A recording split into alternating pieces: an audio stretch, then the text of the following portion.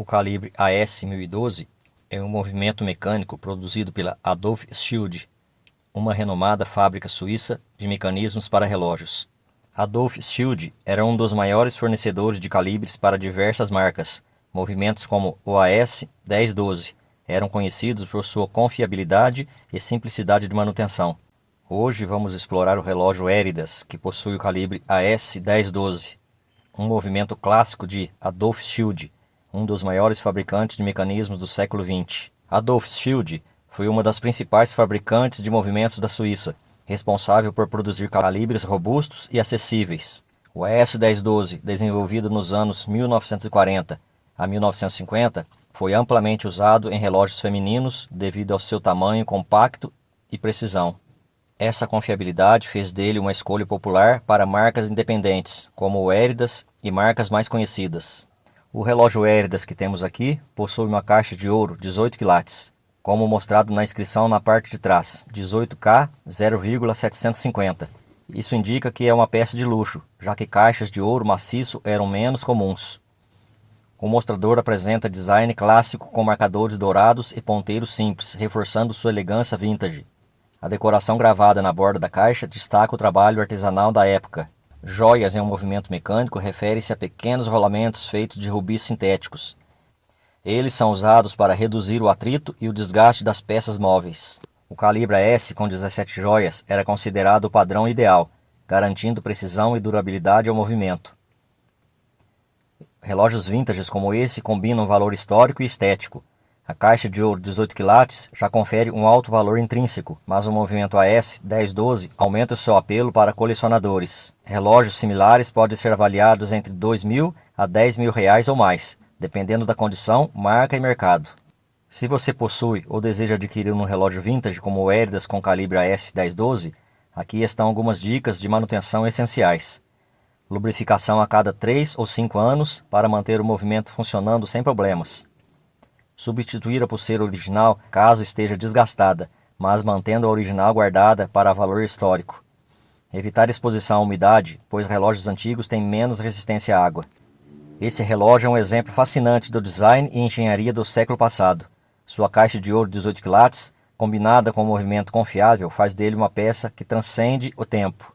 Se você tem ou conhece algum relógio vintage, compartilhe sua história nos comentários. O calibre AS-1012, como muitos movimentos mecânicos de sua época, foi fabricado com materiais cuidadosamente escolhidos para equilibrar durabilidade, funcionalidade e custo. Aqui está uma análise dos materiais usados e o motivo de sua aplicação. Primeiro, o aço. O aço foi amplamente utilizado em engrenagens, pontes, molas e outros componentes estruturais. Por causa da durabilidade, o aço é resistente ao desgaste, especialmente em peças móveis que estão constantemente em movimento. Por causa da precisão, que permite a fabricação de peças extremamente finas e precisas, como engrenagens e pivôs. E a resistência à deformação, ideal para suportar a pressão mecânica do movimento. Segundo, o latão, que é aplicado na construção das bases das platinas e pontes. Por causa da facilidade de usinagem, o latão é mais macio do que o aço, permitindo a fabricação de componentes complexos com mais facilidade. E a estabilidade dimensional garante que as peças mantenham suas formas mesmo com variações de temperatura. Quanto à resistência à corrosão, ela tem uma camada protetora de latão que reduz a chance de oxidação. Terceiro, o rubis sintético. São pequenos rolamentos em pontos de maior atrito, como os pivôs das engrenagens e o escape.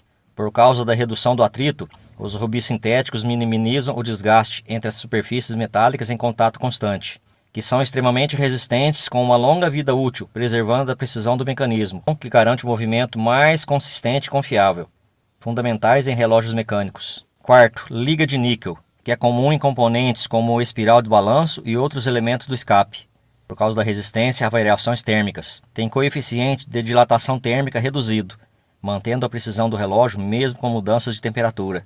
Quanto à estética, a espiral feita de níquel pode resistir a deformações, garantindo a frequência estável do balanço.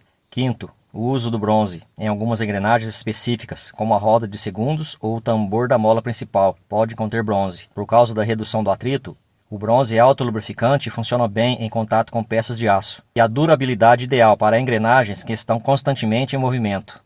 Sexto, materiais protetores e acabamentos, como a cromagem ou níquel de latão. Algumas peças recebiam um revestimento para aumentar a resistência à corrosão, preservando o mecanismo contra umidade e oxidação, especialmente em regiões com alta umidade.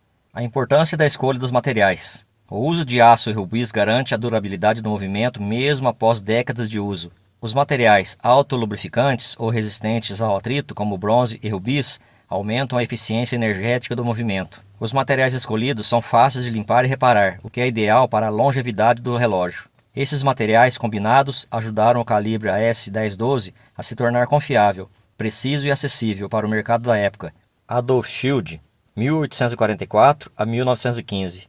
Foi um relojoeiro suíço que desempenhou um papel fundamental na industrialização e modernização da relojaria, especialmente no desenvolvimento de movimentos mecânicos confiáveis e acessíveis.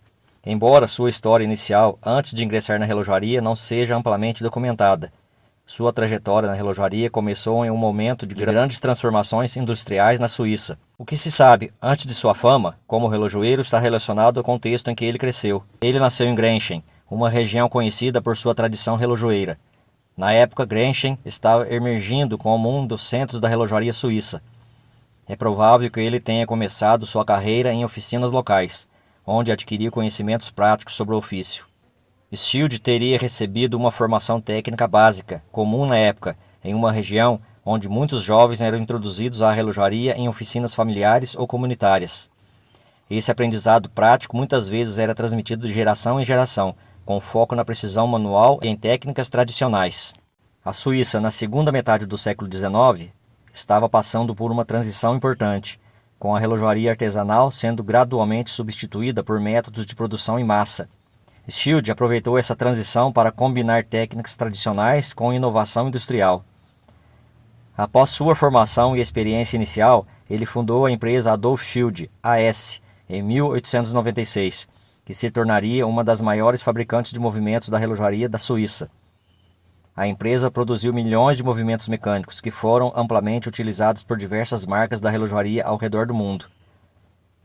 Sua visão ajudou a democratizar o acesso a relógios mecânicos, tornando-os mais acessíveis e confiáveis. A Adolf Schild, AS, foi uma das maiores fabricantes de movimentos de relógios mecânicos da Suíça, produzindo uma ampla variedade de calibres entre o final do século XIX e o século XX. A empresa desenvolveu movimentos para diferentes tipos de relógios, desde modelos simples e acessíveis até relógios mais complexos, com complicações. Aqui está uma visão geral dos calibres mais notáveis produzidos pela AS. Calibres manuais. Corda manual. AS-1012. Movimento simples e confiável, usado em relógios pequenos, como esse que eu estou revisando. AS-1130. Um dos calibres mais famosos da AS, utilizado em relógios militares alemães durante a Segunda Guerra Mundial, conhecido por sua robustez e simplicidade. AS-984. Um movimento de pequeno porte, projetado para relógios femininos.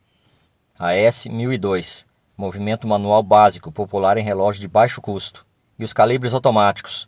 O AS-1361N, um dos primeiros calibres automáticos da AS, introduzido no início dos anos 1940, possuía um rotor unidirecional. AS-1686, movimento automático com data, muito usado em relógios de marcas acessíveis dos anos 1950.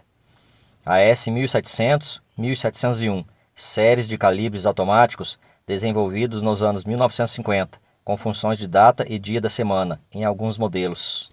AS-1900, movimento automático com uma construção mais compacta, ideal para relógios esportivos e elegantes. Calibres com complicações. AS-5008, movimento com alarme, utilizado em relógios despertadores. AS-2063, calibre automático com complicação na data rápida. AS-5009, versão aprimorada do AS-5008, também com alarme, usado em relógios como Vulcan, Cricket e outros modelos. Os calibres pequenos para relógios femininos. AS-984, pequeno e elegante, utilizado em relógios femininos durante os anos 1930 e 1940. AS-1977, um movimento menor, mas automático, projetado para relógios femininos nos anos 1960. Outros calibres notáveis. O AS-1920, movimento automático ultra fino, lançado nos anos 1960. AS-1950, outro calibre ultra fino, que que foi utilizado em relógios mais elegantes. AS-5206, movimento manual com complicações de alarme e data. As características gerais dos calibres AS: a confiabilidade e a durabilidade. A maioria dos calibres AS foi projetada para durar décadas, com manutenção adequada. Muitos calibres eram vendidos para marcas conhecidas e também para fabricantes menos conhecidos, democratizando o mercado. A Adolph Shield desenvolveu calibres que poderiam ser usados em uma ampla variedade de relógios, desde modelos de luxo até relógios acessíveis. Ela encerrou sua atividade na década de 1970, após a crise do quartzo, mas muitos dos seus movimentos continuam sendo utilizados e valorizados por colecionadores. A Adolph Shields AS foi uma das maiores fornecedoras de movimentos para muitas marcas de relógios suíços e internacionais, por ser um fabricante Ebausch, que fornecia movimentos base prontos para montagem e personalização. Seus calibres foram amplamente utilizados por marcas famosas e independentes, especialmente entre as décadas de 1920 e 1970. Aqui estão algumas marcas notáveis que usaram os calibres AS. Os relógios militares e funcionais. Eterna usou movimentos do AS em alguns modelos antes de desenvolver seus próprios calibres. Certina utilizou calibres AS, especialmente em modelos mais acessíveis. Grana, precursora da Certina, usou movimentos como o AS 1130 durante a Segunda Guerra Mundial. Helvetia utilizou calibres AS para relógios militares e civis. Marcas famosas de relógios elegantes e funcionais. A Tissot incorporou calibres AS em relógios acessíveis antes de se desenvolver seus próprios movimentos. Longines. Alguns modelos mais acessíveis foram equipados com calibres AS. Bulova usou calibres AS em alguns relógios europeus e automáticos. Alguns modelos de alarme utilizavam calibres AS, como o AS 5008 e AS 5009. Fortis. Relógio com alarmes Fortis foram equipados com movimentos AS. Girard-Perregaux utilizou calibres AS para relógios com complicação de alarme. Marcas independentes e regionais. West Watch Co., uma marca suíça popular no Oriente Médio e na Ásia, que usava calibres AS, incluindo o AS 1130. Doxa incorporou calibres AS em alguns modelos acessíveis e robustos. Nicar. Relógios automáticos da Nicar usaram movimentos AS, antes de desenvolver calibres próprios. Movado. Alguns modelos Movado mais acessíveis incorporavam calibre AS. Muitas marcas menos conhecidas ou de menor produção também usaram calibres AS, já que os movimentos eram acessíveis e confiáveis. Os exemplos incluem Arsa, Oris, Ruamer, Lucerne, Tavanes Watch Co., Benrus. As marcas escolhiam o calibre AS por ser um movimento confiável. O AS eram conhecidas por sua precisão e durabilidade. As marcas podiam personalizar os calibres, adicionando logotipos, acabamentos e ajustes específicos. Os calibres AS ofereciam um equilíbrio entre qualidade e preço, especialmente para marcas menores ou intermediárias. O AS produziu em massa e distribuiu para fabricantes ao redor do mundo, tornando seus movimentos amplamente disponíveis. Embora a Adolph Shield tenha encerrado suas operações na década de 1970, muitos relógios que usaram seus calibres ainda estão funcionando, mostrando a qualidade duradoura desse movimento. Eles são altamente valorizados por colecionadores hoje, especialmente em modelos militares ou com complicações como o alarme. Como era feito o aço da mola da corda? A mola da corda, também conhecida como mola principal, em movimentos como o AS 1012, é feita de uma liga de aço de carbono temperado. Essa escolha de material é essencial para garantir que a mola seja flexível e elástica, capaz de ser enrolada e desenrolada repetidamente sem perder sua forma ou força, projetada para suportar milhares de ciclos de carregamento e descarregamento. O aço temperado oferece a força necessária para armazenar energia suficiente para alimentar o movimento. Além disso, algumas molas de corda em relógios mecânicos de maior qualidade podem ser tratadas termicamente ou revestidas para melhorar a resistência à corrosão e à deformação ao longo do tempo. Este calibre tem uma reserva de marcha típica de aproximadamente 30 a 40 horas, quando completamente carregado. Isso significa que, com a corda totalmente enrolada, o relógio pode funcionar continuamente durante esse período sem precisar ser recarregado. A duração da reserva de marcha depende do tamanho da corda. Uma mola maior ou mais longa armazena mais energia. A redução do atrito nos componentes de uso de rubis sintéticos ajuda a otimizar o uso da energia armazenada. Relógios com complicações adicionais, como data ou alarme, podem consumir mais energia, reduzindo a reserva de marcha. Antes da introdução dos rubis sintéticos na relojaria, outros materiais foram utilizados para reduzir o atrito e o desgaste nas partes móveis dos mecanismos. Esses materiais, embora funcionassem razoavelmente bem, não eram tão duráveis ou eficientemente quanto aos rubis. Algumas superfícies de contato, como os pivôs das engrenagens, eram colocados diretamente em ofícios feitos de latão, que era fácil de usinar e barato, mas tinham suas desvantagens, porque o atrito elevado causava desgastes rápidos, exigindo manutenção frequente e lubrificação constante. O aço endurecido foi usado para componentes como pivôs e superfícies de contato. Suas vantagens é que eram mais resistentes aos desgastes do que o latão. E as suas desvantagens: o atrito entre superfícies de aço gerava calor e desgaste significativo ao longo do tempo, reduzindo a eficiência e a vida útil do movimento. Em relógios de alta qualidade, algumas superfícies de contato eram feitas de ouro ou ligas de metais preciosos. A vantagem é que o ouro tem baixa fricção e a resistência à corrosão. A desvantagem era caro e limitado a relógios de luxo. Antes do desenvolvimento de técnicas metálicas avançadas, alguns relógios primitivos usavam anéis ou buchas feitas de osso ou marfim. A vantagem é que funcionava bem para reduzir o atrito em mecanismos simples. A desvantagem eram frágeis, propensos a rachaduras e tinham a durabilidade limitada. Se você gostou desse vídeo e ainda não é inscrito no canal, se inscreva, acione o sininho de notificações para receber novos vídeos e até o próximo vídeo, se Deus quiser. Tchau, tchau!